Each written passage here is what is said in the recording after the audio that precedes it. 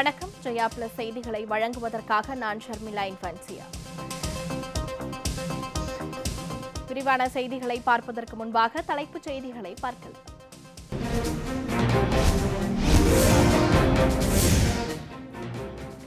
சாத்தான்குளம் இரட்டை கொலை வழக்கு விசாரணையை தொடர்ந்து மாவட்ட நீதிபதியிடம் சாட்சியம் அளித்தார் பெண் காவலர் ரேவதி.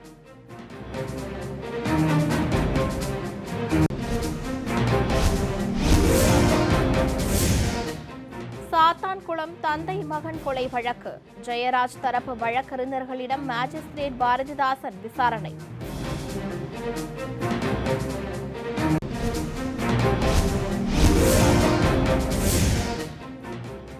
இரட்டை கொலை வழக்கில் சாத்தான்குளம் காவலர் தேடப்படும் குற்றவாளியாக அறிவிப்பு.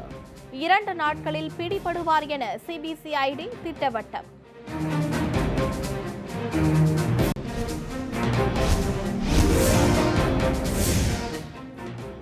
தப்பி ஓடி தலைமறைவாக இருக்கும் தலைமை காவலரை பிடிக்க சிபிசிஐடி தீவிரம்.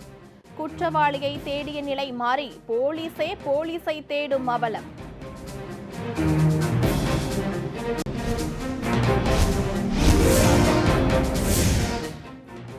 சாத்தான்குளம் கொலை வழக்கு விவகாரத்தில் தேடப்படும் காவலர் முத்துராஜ் நீதிமன்றத்தில் சரணடைய போவதாக தகவல்.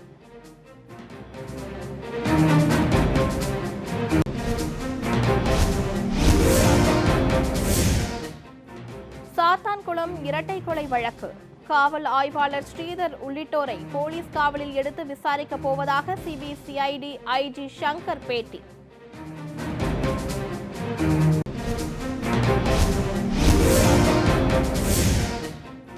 சாத்தான்குளம் இரட்டை கொலை வழக்கு முடியும் வரை உள்துறை பொறுப்பை வகிக்கக்கூடாது. எடப்பாடி பழனிசாமிக்கு எதிராக உச்சநீதிமன்றத்தில் வழக்கு.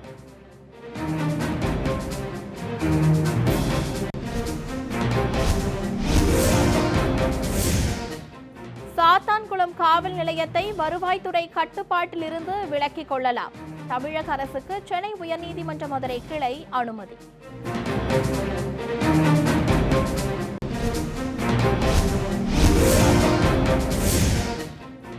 புதுக்கோட்டையில் பாலியல் வன்கொடுமைக்கு உட்படுத்தப்பட்டு 7 வயது சிறுமி கொல்லப்பட்ட சம்பவம். பிரேத பரிசோதனைக்கு பின் பெற்றோரிடம் உடல் ஒப்படைப்பு.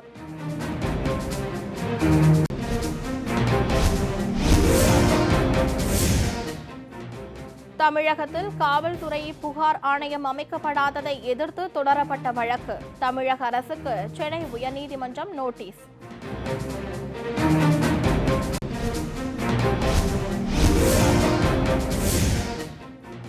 லடாக்கில் பிரதமர் மோடி நடத்திய திடீர் ஆய்வு. இந்தியா சீனா எல்லையில் போர் பதற்றம் அதிகரிப்பு.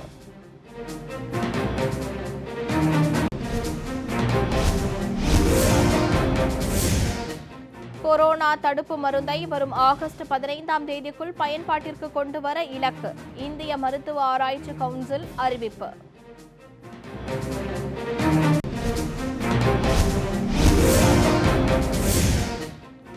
கொடைக்கானலில் வேகமாக பரவும் கொரோனா தொற்று. நகரின் நுழைவு பகுதியில் வாகன சோதனையை தீவிரப்படுத்த பொதுமக்கள் வலியுறுத்தல்.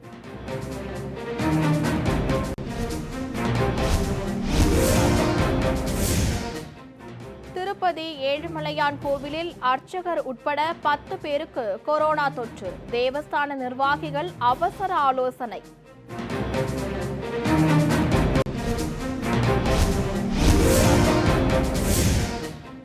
நாடு முழுவதும் சற்றும் குறையாமல் தொடர்ந்து அதிகரிக்கும் கொரோனா. கடந்த 24 மணி நேரத்தில் இதுவரை இல்லாத அதிகபட்சமாக 20,903 பேருக்கு தொற்று உறுதி.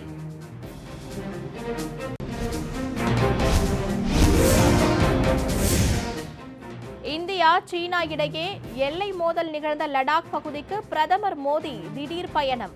லே பள்ளத்தாக்கில் முப்படை தளபதி பிபின் ராவத்துடன் நேரில் ஆய்வு.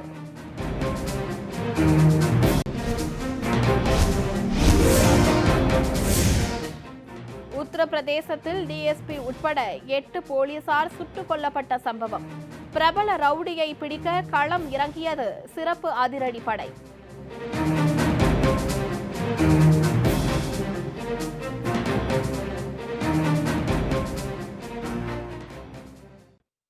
இனி விரிவான செய்திகளை பார்க்கலாம். சாத்தான்குளம் தந்தை மகன் இரட்டை கொலை வழக்கில் மாவட்ட நீதிபதியிடம் பெண் தலைமை காவலர் ரேவதி சாட்சியம் அளித்துள்ளார். சாத்தான்குளம் கொலை தொடர்பாக பெண் தலைமை காவலர் ரேவதி பல்வேறு உண்மைகளை வாக்குமூலமாக அளித்தது வழக்கின் திருப்பு முனையாக அமைந்தது. இதனையடுத்து தனக்கு பாதுகாப்பு அளிக்க கோரி ரேவதி கேட்டுக்கொண்டதன் பேரில் அவரது வீட்டிற்கு போலீஸ் பாதுகாப்பு போடப்பட்டுள்ளது.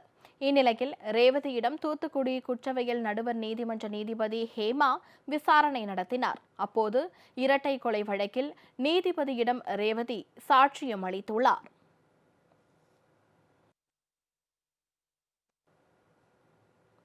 சாத்தான்குளம் தந்தை மகன் கொல்லப்பட்ட வழக்கில் ஜெயராஜ் தரப்பு வழக்கறிஞர்கள் இருவரிடம் மாஜிஸ்ட்ரேட் பாரதிதாசன் விசாரணை நடத்தினார். சாத்தான்குளம் ஜெயராஜ் பென்னிக்ஸ் கொலை வழக்கில் மாஜிஸ்ட்ரேட் பாரதிதாசன் தீவிர விசாரணை நடத்தி வருகிறார். இதன் தொடர்ச்சியாக திருச்செந்தூர் அரசு விருந்தினர் மாளிகையில் வழக்கறிஞர்கள் கார்த்தீசன், அலெக்சாண்டர் ஆகியோரிடம் மாஜிஸ்ட்ரேட் விசாரணை நடத்தினார்.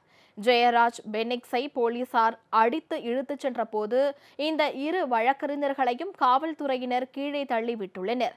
இந்நிலையில் இச்சம்பவம் தொடர்பாக வழக்கறிஞர்களிடம் பாரதிதாசன் விசாரணை நடத்தியுள்ளார்.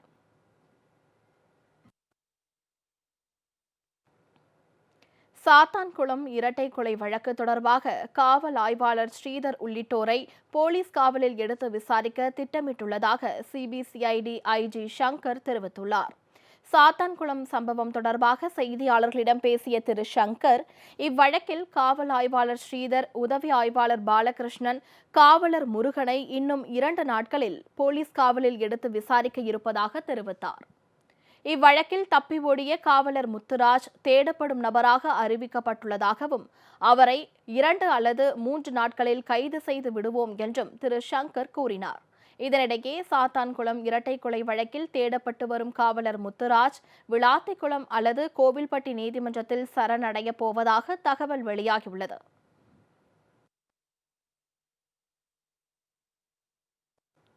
சாத்தான்குளம் காவல் நிலையத்தை வருவாய்த்துறையினரின் கட்டுப்பாட்டில் இருந்து விடுவிக்க தமிழக அரசுக்கு சென்னை உயர்நீதிமன்ற மதுரை கிளை அனுமதி வழங்கியுள்ளது.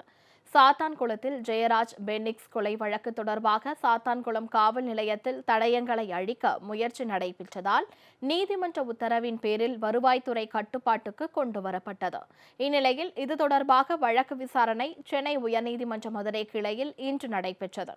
அப்போது வருவாய்த்துறை கட்டுப்பாட்டில் உள்ள சாத்தான்குளம் காவல் நிலையத்தை விடுவிக்க தமிழக அரசு சார்பில் கோரிக்கை வைக்கப்பட்டது. இதனை ஏற்ற நீதிபதிகள் PN பிரகாஷ், புகழேந்தி ஆகியோர் கொண்ட அமர்வு சாத்தான்குளம் காவல் நிலையத்தை வருவாய்த்துறை கட்டுப்பாட்டில் விடுவிக்க அனுமதி வழங்கியது. இதனையடுத்து சாத்தான்குளம் காவல் நிலையம் மீண்டும் காவல்துறை கட்டுப்பாட்டில் கொண்டுவரப்பட்டுள்ளது. உச்சநீதிமன்ற வழிகாட்டுதலின்படி தமிழகத்தில் காவல்துறை புகார் ஆணையம் அமைக்கப்படாததை எதிர்த்து தொடரப்பட்ட வழக்கில் தமிழக அரசுக்கு சென்னை உயர்நீதிமன்றம் நோட்டீஸ் அனுப்பியுள்ளது. காவல்துறையினர் சித்திரவதை, லாக்அப் மரணங்கள் போன்ற காவல்துறையினருக்கு எதிராக புகார்களை அளிக்க அனைத்து மாநிலங்களிலும் காவல்துறை புகார் ஆணையம் அமைக்க உச்சநீதிமன்றம் உத்தரவிட்டிருந்தது. இந்நிலையில் இதற்கு எதிராக அமைக்கப்பட்ட காவல்துறை சீர்திருத்த அவசர சட்ட விதிகளை சட்டவிரோதமானது என அறிவிக்க கோரி மக்கள் நீதி மய்யம் கட்சி சார்பில் சென்னை உயர்நீதிமன்றத்தில் வழக்கு தொடரப்பட்டது. நீதிபதிகள் சுப்பையா, கிருஷ்ணன் ராமசாமி ஆகியோர் அடங்கிய அமர்வு முன்பாக விசாரணைக்கு வந்தது. அப்போது சாத்தான்குளம் சம்பவம் போல் மேலும் நடைபெறாமல் இருக்க உச்சநீதிமன்றம் வழக்கு வகுத்த வழிகாட்டுதலின்படி காவல்துறை புகார் ஆணையம் அமைக்க வேண்டும் என மனுதாரர் தரப்பில் வாதிடப்பட்டது. அப்போது இதே கோரிக்கைகளுடன் தொடரப்பட்ட வழக்குகள் ஏற்கனவே நிலுவையில் உள்ளதாக தமிழக அரசு தரப்பில் தெரிவிக்கப்பட்டது. இதையடுத்து இந்த வழக்கு தொடர்பாக 2 வாரங்களில் பதிலளிக்க தமிழக அரசுக்கு நீதிபதிகள் உத்தரவிட்டனர்.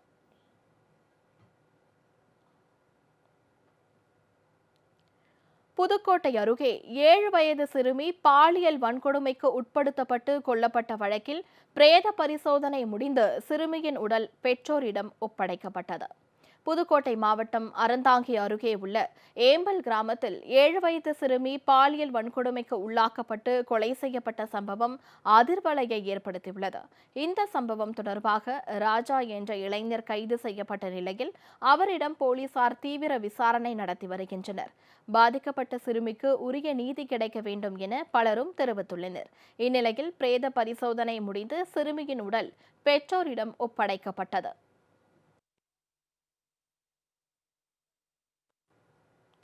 இந்தியா சீனா இடையே மோதல் ஏற்பட்டு அசாதாரண சூழல் நிலவி வருகையில் பிரதமர் திரு நரேந்திர மோடி லடாக் எல்லையில் இன்று திடீர் ஆய்வு நடத்திய சம்பவம் போர் பதற்றத்தை அதிகரித்துள்ளது. லடாக்கின் கல்வான் பள்ளத்தாக்கில் கடந்த மாதம் 15ஆம் தேதி இந்திய சீன ராணுவம் இடையே நடந்த மோதலில் இந்திய தரப்பில் 20 வீரர்கள் வீரமரணம் அடைந்தனர். இச்சம்பவம் நாடு முழுவதும் பெரும் கொந்தளிப்பை ஏற்படுத்திய நிலையில் கல்வான் பள்ளத்தாக்கு பகுதியில் இந்தியா பாதுகாப்பை தீவிரப்படுத்தியுள்ளது. சீன ராணுவமும் அங்கு ராணுவத்தை குவித்து வருகிறது. இதனால் இரு நாடுகள் இடையே அசாதாரண சூழல் நிலவி வருகிறது. இந்நிலையில் முப்படை தளபதி திரு பிபின் ராவத், ராணுவ தளபதி திரு நரவனே ஆகியோருடன் பிரதமர் திரு நரேந்திர மோடி இன்று காலை திடீரென லடாக் சென்றார். கடல் மட்டத்திலிருந்து 11,000 அடி உயரத்தில் இருக்கும் லே மற்றும் நிமு பகுதிகளை அவர் ஆய்வு செய்தார். ராணுவ வீரர்கள், விமானப்படை வீரர்கள், இந்தோ திபெத் வீரர்களுடன் உரையாடி உற்சாகமூட்டிய பிரதமர் பாதுகாப்பு ஏற்பாடுகளை கேட்டறிந்தார். பாதுகாப்புத்துறை அமைச்சர் திரு ராஜ்நாத் சிங் இன்று லடாக் செல்லவிருந்த நிலையில் அவரது பயணம் ஒத்திவைக்கப்பட்டு பிரதமர் திரு நரேந்திர மோடி திடீரென லடாக் சென்றது இந்தியா சீனா இடையே போர் பதற்றத்தை அதிகரித்துள்ளது.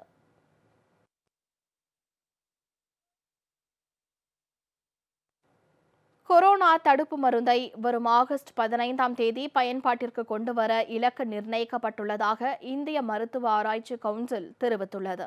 கொரோனா வைரசுக்கு எதிராக உலகம் முழுவதும் 200க்கும் மேற்பட்ட தடுப்பூசி மருந்துகள் தயாரிக்கப்பட்டு அவை பல்வேறு சோதனை நிலைகளில் இருக்கின்றன.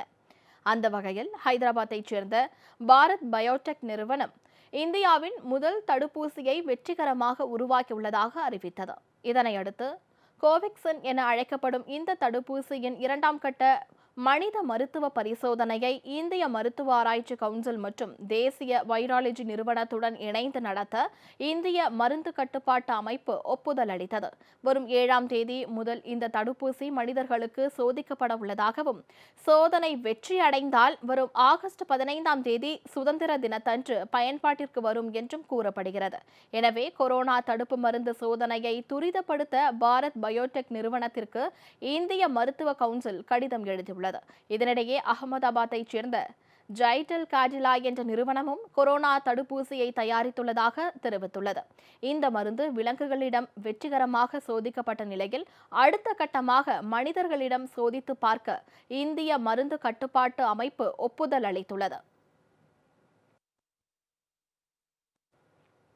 நாடு முழுவதும் இதுவரை சுமார் 92,97,000 பேரின் இரத்த மாதிரிகள் கொரோனா பரிசோதனைக்கு உட்படுத்தப்பட்டதாக இந்திய மருத்துவ ஆராய்ச்சி கவுன்சில் தெரிவித்துள்ளது. இந்தியாவில் கொரோனா வைரஸால் பாதிக்கப்பட்டோரின் எண்ணிக்கை 6,25,000 கடந்துள்ளது. வைரஸ் தொற்றால் அதிகம் பாதிக்கப்பட்ட மாநிலங்களின் பட்டியலில் மகாராஷ்டிரா தொடர்ந்து முதலிடத்திலும், டெல்லி 2ஆம் இடத்திலும், தமிழகம் 3ஆம் இடத்திலும் உள்ளன. இந்த நிலையில் அனைத்து மாநிலங்களில் இருந்தும் நேற்று வரை 92,97,749 பேரின் இரத்த மாதிரிகள் கொரோனா வைரஸ் தொற்றுக்காக பரிசோதிக்கப்பட்டுள்ளதாக இந்திய மருத்துவ ஆராய்ச்சி கவுன்சில் தெரிவித்துள்ளது. இதில் நேற்று மட்டும் 2,41,576 பரிசோதனைகள் மேற்கொள்ளப்பட்டதாக தெரிவிக்கப்பட்டுள்ளது. சென்னையில் கொரோனாவால் பாதிக்கப்பட்டவர்களில் அதிகபட்சமாக கோடம்பாக்கத்தில் 2,680 பேர் மருத்துவமனைகளில் சிகிச்சை பெற்று வருவதாக சென்னை மாநகராட்சி தெரிவித்துள்ளது. சென்னையில் கொரோனா வைரஸால் பாதிக்கப்படுவோரின் எண்ணிக்கை நாளுக்கு நாள் அதிகரித்து வருகிறது. மாநகராட்சி இன்று வெளியிட்டுள்ள தகவலின்படி 61,633 பேருக்கு கொரோனா தொற்று உறுதி செய்யப்பட்டுள்ளது. மருத்துவமனைகளில் 22,686 பேர் சிகிச்சை பெற்று வருவதாகவும், 38,947 பேர் சிகிச்சை முடிந்து வீடு திரும்பியுள்ளதாகவும், 964 நபர்கள் உயிரிழந்துள்ளதாகவும் தெரிவிக்கப்பட்டுள்ளது. சென்னையில் மொத்தமுள்ள 15 மண்டலங்களில் அதிகபட்சமாக கோடம்பாக்கம் மண்டலத்தில் 2680 பேர் கொரோனாவுக்கு சிகிச்சை பெற்று வருகின்றனர். அண்ணாநகர் மண்டலத்தில் 2317 பேருக்கும், ராயபுரத்தில் 2239 பேருக்கும் சிகிச்சை அளிக்கப்பட்டு வருகிறது. தேனாம்பேட்டையில் 1965 பேரும், தண்டையார்பேட்டையில் 1856 பேரும், திருவிக நகரில் 1832 பேரும் சிகிச்சை பெறுகின்றனர். அடையார் மண்டலத்தில் 1682 பேருக்கும், அம்பத்தூரில் 1259 பேருக்கும், திருவொற்றியூரில் 1176 பேருக்கும், வளசரவாக்கத்தில் 1158 பேருக்கும் சிகிச்சை அளிக்கப்பட்டு வருகிறது. மாதவரத்தில் 920 பேரும், ஆலந்தூரில் 872 பேரும், பெருங்குடியில் 821 பேரும், மணலியில் 513 பேரும், சோழிங்கநல்லூரில் 493 பேரும் கொரோனா பாதிப்பிலிருந்து மீள சிகிச்சை பெற்று வருகின்றனர்.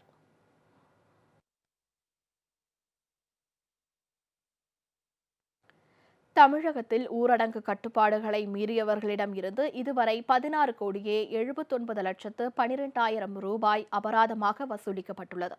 கொரோனா ஊரடங்கை மீறியதாக தமிழகம் முழுவதும் கடந்த 100 நாட்களில் 7,90,640 பேரை போலீசார் கைது செய்து ஜாமீனில் விடுவித்துள்ளனர். 7,22,365 வழக்குகள் பதிவு செய்யப்பட்டுள்ளன. 6,03,219 வாகனங்கள் பறிமுதல் செய்யப்பட்டுள்ளன. ஊரடங்கு கட்டுப்பாடுகளை மீறியவர்களிடம் 16,79,12,905 ரூபாய் அபராதமாக வசூலிக்கப்பட்டுள்ளதாக தமிழக காவல்துறை தெரிவித்துள்ளது.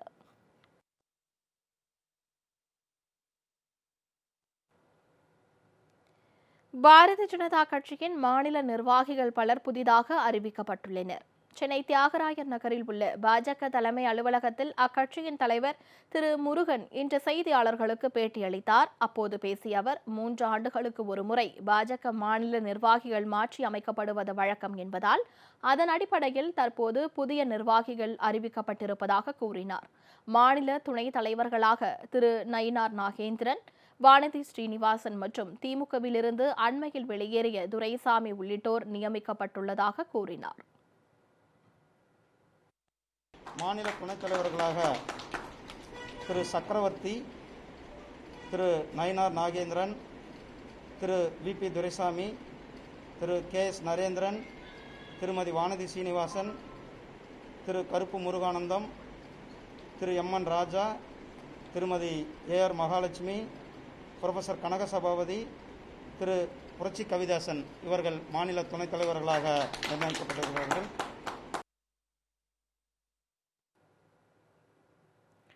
கொடைக்கானலில் கொரோனா தொற்று வேகம் எடுத்திருப்பதால் நகரின் நுழைவு பகுதியில் வாகன சோதனையை தீவிரப்படுத்த வேண்டும் என அங்குள்ள மக்கள் வலியுறுத்தியுள்ளனர். மலை பிரதேசமான கொடைக்கானலில் கொரோனா தொற்று கட்டுக்குள் இருந்து வந்த நிலையில் தற்போது 15க்கும் மேற்பட்டோருக்கு பாதிப்பு ஏற்பட்டுள்ளது. கடந்த சில தினங்களுக்கு முன்பு கொடைக்கானலில் உள்ள உகார்த்தி நகரில் நடைபெற்ற ஒரு பிறந்த நாள் நிகழ்ச்சிக்கு பிறகு 8 பேருக்கு கொரோனா பரவியது. இதன் தொடர்ச்சியாக மேலும் சிலர் பாதிக்கப்பட்டுள்ளதால் கொடைக்கானலின் நுழைவு பகுதியான வெள்ளி நீர்வீழ்ச்சி அருகே வாகன சோதனையை தீவிரப்படுத்த வேண்டும் என அப்பகுதி மக்கள் அறிவித்துள்ளனர். இந்த மலைகளின் இளவரசி கொடைக்கானல்ல இந்த கொரோனா வைரஸ் கடந்த 2 மாதங்களுக்கு முன்னால வரைக்கும் எந்த விதமான வைரஸ் தொற்று இல்லாம இருந்துச்சு. அதுக்கு இயற்கை அன்னைக்கு தான் முதல்ல நன்றி சொல்லணும். ஆனா இந்த கடந்த 2 மாதங்களுக்கு அப்புறம் பாத்தீங்கன்னா நிலைமை வேற மாதிரி ஆயிடுச்சு. இப்ப மறுபடியும் மிக அதிவேகமா இன்னைக்கு மட்டும் பாத்தீங்கன்னா ஒரு 15 நபர்களுக்கும் மேற்பட்டவர்களுக்கு கொரோனா வைரஸ் தொற்று பரவி இருக்கு. அதனால தயவு செய்து கீழிருந்து வரக்கூடிய வாகனங்கள்ல முறையான பரிசோதனைகள் செய்து நீங்க கொடைக்கானலுக்கு வாகனங்களை அனுப்புனீங்கன்னா கொடைக்கானல் மக்களும் திருப்தியா இருப்பாங்க. அதனால தயவு செய்து இது முறையான கட்டுப்பாடுகள் எடுக்குமாறு தாழ்மையுடன் கேட்டுக்கொள்கிறோம்.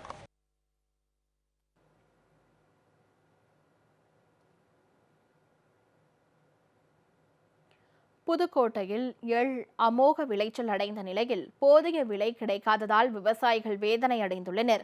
புதுக்கோட்டை மாவட்டம் திருவரங்குளம், வம்பன், ஆலங்குடி, மேட்டுப்பட்டி, பெரியநாயகிபுரம், தோப்புக்கொல்லை உட்பட பல்வேறு பகுதிகளில் 1000க்கும் மேற்பட்ட ஏக்கரில் எள் பயிர் விவசாயம் செய்யப்பட்டு வருகின்றன.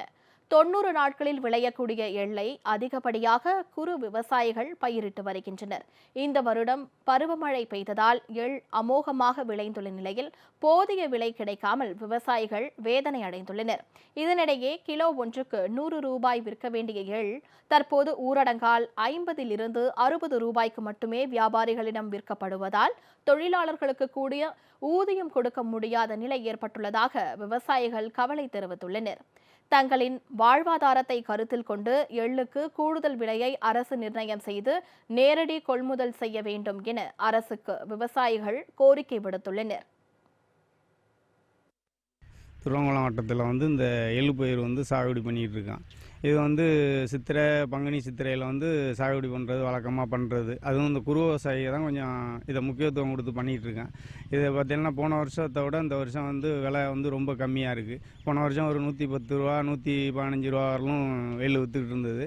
ஆனால் இந்த வருஷம் பார்த்தீங்கன்னா விலை ரொம்ப கம்மியாக இருக்குது. இதை நாங்கள் எதை களவெட்டு கூலி, எள்ளு விதைப்பு கூலி, டிராக்டர் உழவு இது எல்லாம் பார்த்தீங்கன்னா அதிகமாக போயிட்டுருக்கு. இந்த வருஷம் எதையும் பார்த்தீங்கன்னா அறுவடை பார்த்தீங்கன்னா ஆள் கிடைக்காதனால சம்பள உயர்வு அதிகமாக கேட்குறாங்க. அது கொடுத்து தான் பண்ணுற மாதிரி இருக்குது. இதனால் இந்த கொரோனா டைமில் கவர்மெண்ட் அரசாங்கமாக பார்த்து எங்களை ஏதாவது இதிலேருந்து நேரடியாக கொள்முதல் பண்ணால் மட்டும்தான் நாங்கள் இதிலேருந்து இந்த வாழ்வாதாரத்தை எங்களால் எடுக்க முடியும். இல்லைன்னா ரொம்ப கவலைக்கிடமாக தான், ரொம்ப இதுவாக தான் இருக்குது, கஷ்டமாக இருக்குது. கூலி ஆள் கிடைக்க மாட்டேங்குது இந்த கொரோனானால. இது பிள்ளைகளை படிக்க வைக்கிறதா, கூலி ஆளுக்கு கொடுக்குறதா சம்பளம். நாங்கள் இதை வச்சு என்ன பண்ணுறது? 60 ரூபா போடுறாங்க எள்ளு. அரசாங்கம் பார்த்து செய்யுங்க. நாங்கள் என்ன இந்த விவசாயம் பண்ணுவோமா இல்லை வேண்டாமா? நாங்கள் வேறு தொழில் செய்ய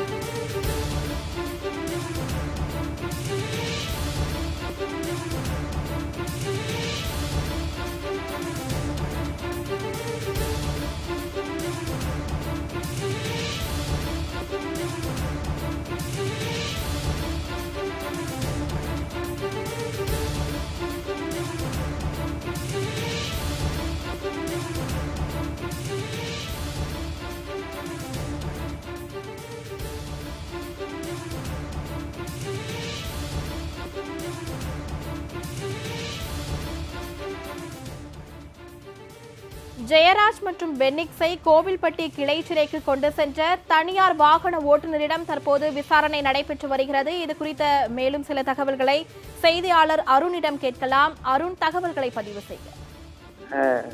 சந்திலா, இப்பொழுது 2 கட்டமாக விசாரணை நடைபெற்று வருகிறது. ஒரு புறம் சிபிசிஐடி போலீசார் அவர்கள் இந்த வழக்கில் சம்பந்தப்பட்டவர்களை கைது செய்யும் நடவடிக்கையில் தீவிரமாக ஈடுபட்டு வருகிறார்கள். அதே போல இந்த வழக்கை சென்னை உயர்நீதிமன்ற மதுரை கிளை உத்தரவுப்படி விசாரணை செய்து வரும் கோவில்பட்டி மாஜிஸ்ட்ரேட் பாரதிதாசனும் வழக்கினை மிக மிக விரைவாக நடத்தி வருகிறார். இன்று 7வது நாள் விசாரணையில் இதுவரை இந்த வழக்கின் தேவையான ஜெயராஜின் குடும்பத்தினர் மற்றும் பெர்னிக்ஸின் நண்பர்கள், சாத்தான்குளம் அரசு மருத்துவமனை மருத்துவர் வெண்ணிலா மற்றும் காவல்துறையில் கணினி பொறுப்பாளர்கள், சிசிடிவி காட்சிகளை காவல்துறையில் பதிவு செய்து வைத்திருப்பவர்கள் இன்று ஏராளமானிடம் தொடர்ந்து அவர் விசாரணை நடத்தி வருகிறார். இந்நிலையில் இன்று அவர் மாஜிஸ்ட்ரேட் பாரதிதாசன் இன்று காலையில் தனது விசாரணையை துவங்கினார். இந்த விசாரணையை துவங்கும் பொழுது பெர்னிக்ஸ் மற்றும் ஜெயராஜை காவல்துறைக்கு அழைத்து சென்ற சாத்தான்குளம் போலீசார் இவர்கள் இந்த வழக்கறிஞர்கள் 2 பேரை கார்த்திகன் மற்றும் அலெக்சாண்டர் ஆகியோரை தள்ளிவிட்டுவிட்டு உள்ளே அனுமதிக்காமல் அவர்கள் இருவரையும் காவல் நிலையத்திற்கு அழைத்து சென்றனர். அதனால் இந்த வழக்கின் நேரடியாக அந்த காவல் நிலையத்திற்கு ஜெயராஜையும் பெர்னஸ்டையும் கொண்டு சென்ற பொழுது நேரடியாக பார்த்த சாட்சிகள் என்ற முறையில் இந்த இரு வழக்கறிஞர்களின் வாக்குமூலம் ஒரு முக்கியமானதாக கருதப்பட்டு வந்தது. இந்நிலையில் இப்பொழுது பகல் மதியம் ஒரு 2:30 மணிக்கு மேல் பெர்னஸ்டையும் ஜெயராஜையும் சாத்தான்குளம் காவல் நிலையத்திலிருந்து கோவில்பட்டிக்கு கிளை சிறைக்கு அழைத்து சென்ற தனியார் கார் ஓட்டுநர் நாகராஜிடம் விசாரணை செய்திருக்கிறார்.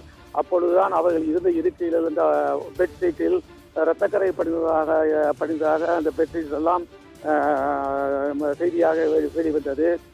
இப்பொழுது சாத்தான்குளம் அரசு மருத்துவமனையில் செவிலியராக இருந்த ஒரு பெண் ஒருவரிடம் பாரதிதாசன் விசாரணை நடத்துகிறார். ஏற்கனவே அரசு மருத்துவர் வெண்ணிலா இப்படிப்பட்ட விசாரணைக்கெல்லாம் பயந்துதான் 15 நாள் மருத்துவ விடுப்பு சென்றிருந்த பொழுது நேற்று தான் அவர் முதல் முறையாக மாஜிஸ்ட்ரேட் பாரதிதாசன் முன்னிலையில் ஆஜர்படுத்தினார். இந்நிலையில் இந்த செவிலியர் இந்த மாஜிஸ்ட்ரேட் பாரதிதாசன் முன்னிலையில் ஆஜர்படுத்தி அவர் அவர் என்ன நடந்தது என்று சொல்லும் பொழுது அது முக்கிய விஷயமாக இந்த வழக்கில் இருக்கும் என்று எதிர்பார்க்கப்படுகிறது. தகவல்களை பதிவு செய்தமைக்காக நன்றி அருண்.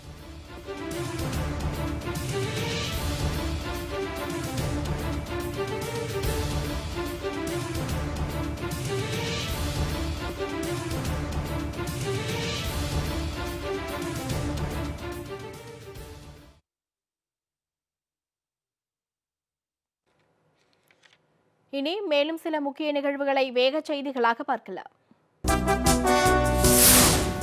சாத்தான்குளம் தந்தை மகன் கொல்லப்பட்ட வழக்கில் தமிழக முதலமைச்சருக்கு எதிராக உச்சநீதிமன்றத்தில் வழக்கு தொடரப்பட்டுள்ளது. இதுகுறித்து வழக்கறிஞர் ராஜராஜன் என்பவர் தொடர்ந்த வழக்கில் சாத்தான்குளம் விவகாரத்தில் எடப்பாடி பழனிசாமியின் செயல்பாடுகள் குறித்து விசாரணை மேற்கொள்ள உத்தரவிட வேண்டும் என்றும் விசாரணை நிறைவடையும் வரை உள்துறை பொறுப்பை வகிக்க முதலமைச்சருக்கு தடை விதிக்க வேண்டும் என்றும் கேட்டுக் கொண்டார். இவ்வழக்கு விரைவில் விசாரணைக்கு வருகிறது. கொரோனாவிலிருந்து குணமடைந்து வீடு திரும்புவோருக்கு ICMR வழிமுறைகளின் அடிப்படையில் பரிசோதனை செய்யப்படுவதில்லை என மாநகராட்சி ஆணையர் திரு பிரகாஷ் தெரிவித்துள்ளார்.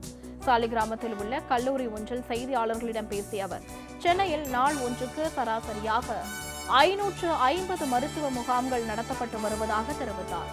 பொதுமக்கள் உடல் ரீதியான குறைபாடுகள் இருந்தால் உடனடியாக மருத்துவ முகாமுக்கு சென்று பரிசோதனை செய்து கொள்ள வேண்டும் என கேட்டுக் கொண்டார். மருத்துவமனையிலிருந்து டிஸ்சார்ஜ் செய்யப்படுபவர்கள் தங்களை 14 நாட்கள் கட்டாயம் தனிமைப்படுத்திக் கொள்ள வேண்டும் என்றும் திரு பிரகாஷ் அறிவுறுத்தினார்.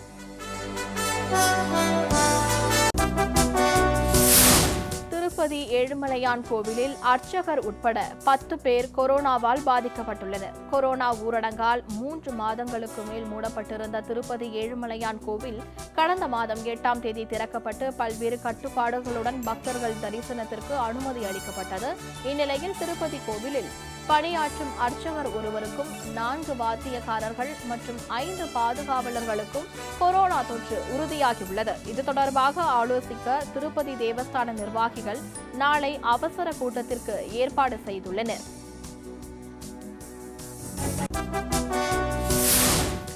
நெல்லை மாவட்டத்தில் இன்று ஒரே நாளில் 55 பேருக்கு தொற்று உறுதியாகியுள்ளது. நெல்லை மாவட்டத்தில் கொரோனா வேகமாக பரவி வருகிறது.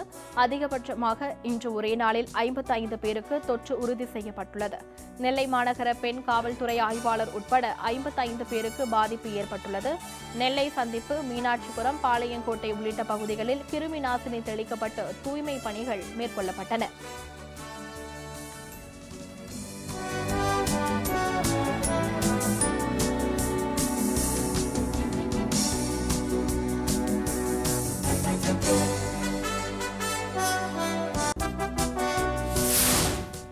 செங்கல்பட்டு மாவட்டம் மதுராந்தகம் அரசு அலுவலகங்களில் பணிபுரியும் ஊழியர்களுக்கு கொரோனா தொற்று அதிகரித்து வருவதன் காரணமாக அரசு அலுவலகங்கள் மற்றும் பள்ளிகளுக்கு முன்னெச்சரிக்கை நடவடிக்கையாக கிருமி நாசினி தெளிக்கும் பணியில் நகராட்சி ஊழியர்கள் ஈடுபட்டுள்ளனர்.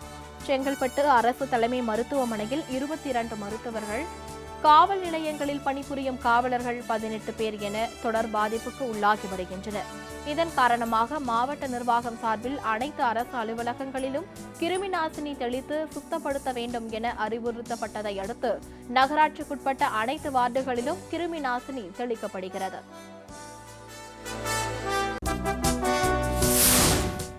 கோவை கிழக்கு மாவட்டம் சுல்தான்பேட்டை ஒன்றியத்துக்குட்பட்ட பகுதிகளில் கொரோனா ஊரடங்கால் பாதிக்கப்பட்டுள்ள 300க்கும் மேற்பட்ட குடும்பங்களுக்கு அம்மா மக்கள் முன்னேற்றக் கழகம் சார்பில் அரிசி பை வழங்கப்பட்டது. இந்நிகழ்ச்சியில் சுல்தான்பேட்டை ஒன்றிய செயலாளர் தாமோதரன், அவைத் தலைவர் கனகராஜ், ஊராட்சி செயலாளர் கந்தசாமி உள்ளிட்டோர் பங்கேற்றனர்.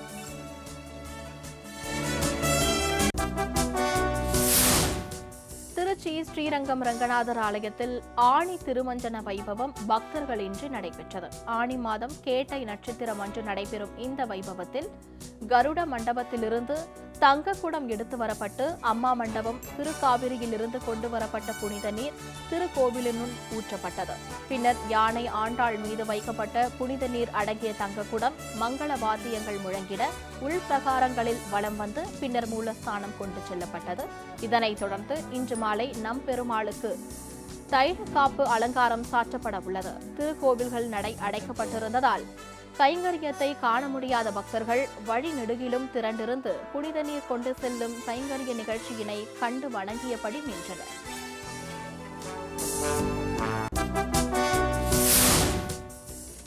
பங்குச் சந்தைகள் இன்று காலை உயர்வுடன் தொடங்கின. மும்பை பங்குச் சந்தை குறியீட்டு எண் சென்செக்ஸ் 266 புள்ளிகள் உயர்ந்து 36,110 புள்ளிகளாகவும், தேசிய பங்குச்சந்தை நிப்டி 75 புள்ளிகள் அதிகரித்து 10,627 புள்ளிகளாகவும் இருந்தன. அந்நிய செலாவணி சந்தையில் அமெரிக்க டாலருக்கு நிகரான இந்திய ரூபாய் மதிப்பு 75 ரூபாய் 60 காசுகளாக இருந்தது.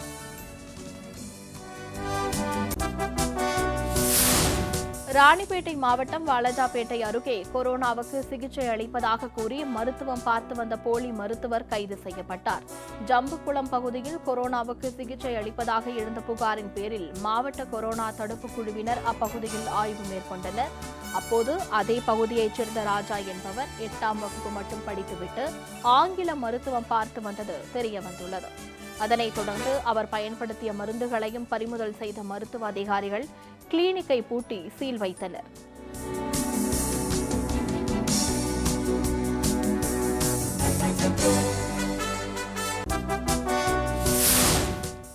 பிரபல பாலிவுட் நடன இயக்குநர் சரோஜ்கான் மாரடைப்பால் இன்று காலை காலமானார். அவருக்கு வயது 71. மூச்சு திணறல் காரணமாக மும்பையில் உள்ள குருநானக் மருத்துவமனையில் கடந்த 20ஆம் தேதி சிகிச்சைக்காக அவர் அனுமதிக்கப்பட்டார். இந்நிலையில் சிகிச்சை பலனின்றி அவர் உயிரிழந்தார். கடந்த 40 வருடங்களாக 2000க்கும் மேற்பட்ட பாடல்களுக்கு நடன பயிற்சி அளித்துள்ள சரோஜ்கான் சிறந்த நடன இயக்குநருக்கான தேசிய விருதை 3 முறை பெற்றுள்ளார் என்பது குறிப்பிடத்தக்கது.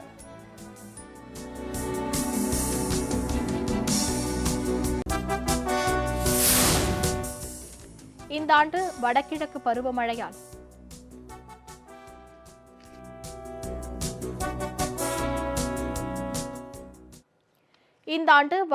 பருவமழையால் தமிழகத்தின் தெற்கு மற்றும் மத்திய மாவட்டங்கள் கடும் வெள்ளத்தில் மிதக்கும் என்றும் அதற்கான முன்னேற்பாடுகளை அரசு மேற்கொள்ள வேண்டும் என்றும் பஞ்சாங்க அடிப்படையிலான வானிலை கணிப்பாளர் புயல் ராமச்சந்திரன் எச்சரித்துள்ளார். ஒவ்வொரு ஆண்டின் தொடக்கத்திலும் அந்த ஆண்டின் மழை நிலவரம் எப்படி இருக்கும் என்று சென்னையைச் சேர்ந்த புயல் ராமச்சந்திரன் என்பவர் அறிக்கை வெளியிடுவார். இந்த ஆண்டுக்கான அறிவிப்பை அவர் கடந்த ஜனவரி மாதம் வெளியிட்ட நிலையில் தற்போது வடகிழக்கு பருவமழை குறித்து பல்வேறு தகவல்களை கூறியுள்ளார்.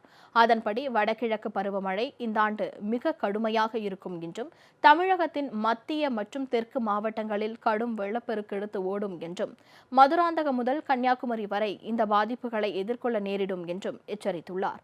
நவம்பர், டிசம்பர் மாதங்களில் கட்டுக்கடங்காத வெள்ளம் உருவாகும் என்பதால் முன்னெச்சரிக்கை நடவடிக்கைகளை மத்திய மாநில அரசுகள் மேற்கொள்ள வேண்டும் என்றும் அறிவுறுத்தியுள்ளார்.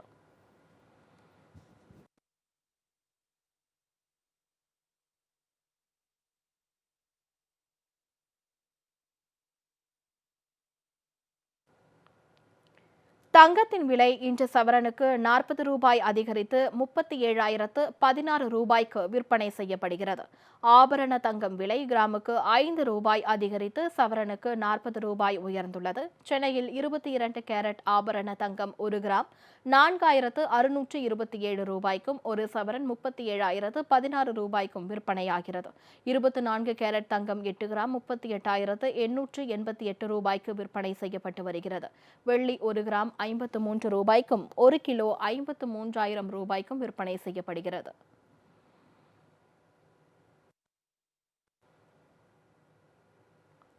புதுச்சேரி பிள்ளையார்குப்பம் பகுதியில் 2 ரவுடி கும்பல்களுக்கு இடையே நடைபெற்ற மோதலில் 2 பேர் கொல்லப்பட்டனர். பிள்ளையார்குப்பம் பகுதியைச் சேர்ந்த ரவுடி அருண் என்பவருக்கும், வழுதாவூர் பகுதியைச் சேர்ந்த முரளி என்பவரது தரப்பினருக்கும் கடந்த 1 ஆண்டாக முன்விரோதம் இருந்து வந்ததாக கூறப்படுகிறது. இந்நிலையில் முரளி உள்ளிட்ட 5 பேர் கொண்ட கும்பல் பிள்ளையார்குப்பம் பகுதிக்கு சென்று அருணை கொலை செய்யும் நோக்கில் அருண் வீடு மீது நாட்டு வெடிகுண்டு வீசியுள்ளனர். இதில் அங்கிருந்து அருண் தப்பித்துள்ளார். இதனால் ஆத்திரமடைந்த முரளி தரப்பினர் பயங்கர ஆயுதங்களை கொண்டு கலவரத்தில் ஈடுபட்டனர். இதை அறிந்த அருண் மற்றும் அவரது கூட்டாளிகள் முரளி தரப்பினரை செங்கல் மற்றும் உருட்டுக்கட்டைகளால் தாக்கியுள்ளனர். இதில் முரளி மற்றும் அவரது நண்பர் சந்துரு ஆகியோர் உயிரிழந்தனர். மற்றவர்கள் சம்பவ இடத்திலிருந்து தப்பி ஓடிவிட்டனர். இருவரது உடலையும் கைப்பற்றிய போலீசார் பிரேத பரிசோதனைக்காக அரசு மருத்துவமனைக்கு அனுப்பி வைத்தனர். தப்பி ஓடிய அருணை போலீசார் தீவிரமாக தேடி வருகின்றனர்.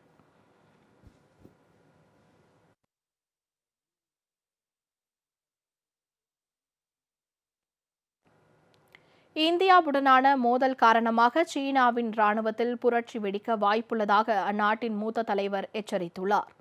கல்வான் மோதல் சம்பவத்தில் இந்திய தரப்பில் 20 ராணுவ வீரர்கள் வீரமரணம் அடைந்தனர். அதே நேரம் சீன தரப்பிலும் சுமார் 35 பேர் பலியானார்கள். எனினும் அந்நாட்டு அரசு வெளிப்படையாக அறிவிக்கவில்லை. இது அந்நாட்டு மக்களிடையே அதிருப்தியை ஏற்படுத்தியிருப்பதாக கூறப்படுகிறது.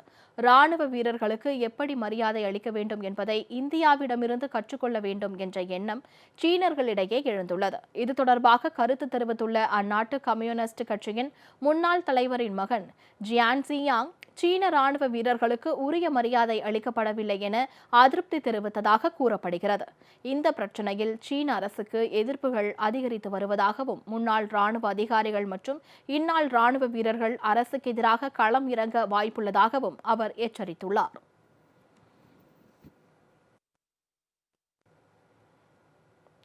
மியான்மர் மரகத சுரங்கத்தில் திடீரென ஏற்பட்ட நிலச்சரிவில் சிக்கி 162 தொழிலாளர்கள் உயிரிழந்தனர். 54 பேர் படுகாயங்களுடன் மீட்கப்பட்டுள்ளனர்.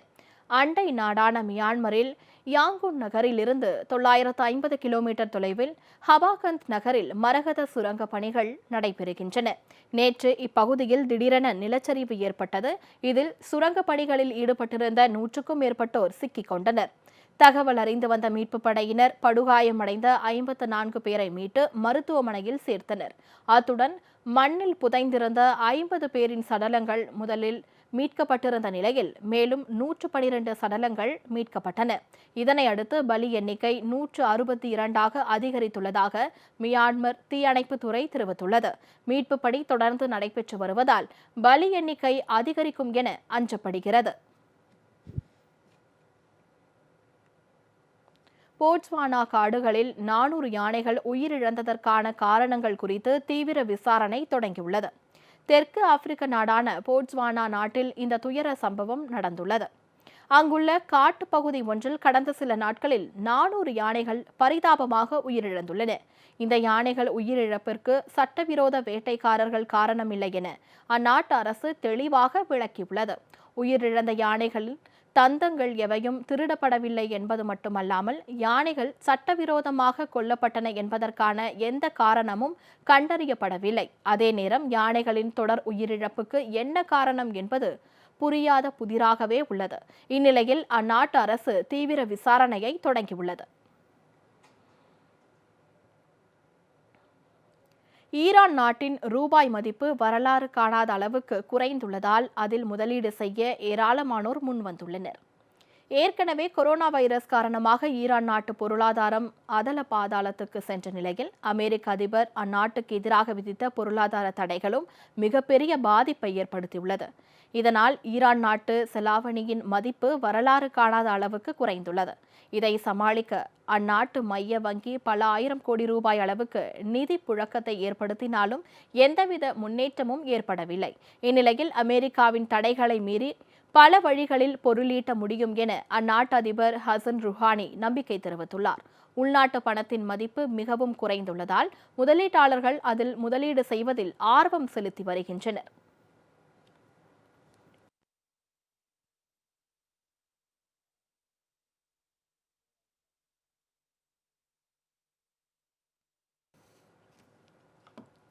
இத்துடன் செய்திகள் நிறைவடைந்தன. அடுத்தடுத்த நிகழ்வுகளுக்கு தொடர்ந்து பாருங்கள் ஜெயா பிளஸ் செய்தி சேனலை.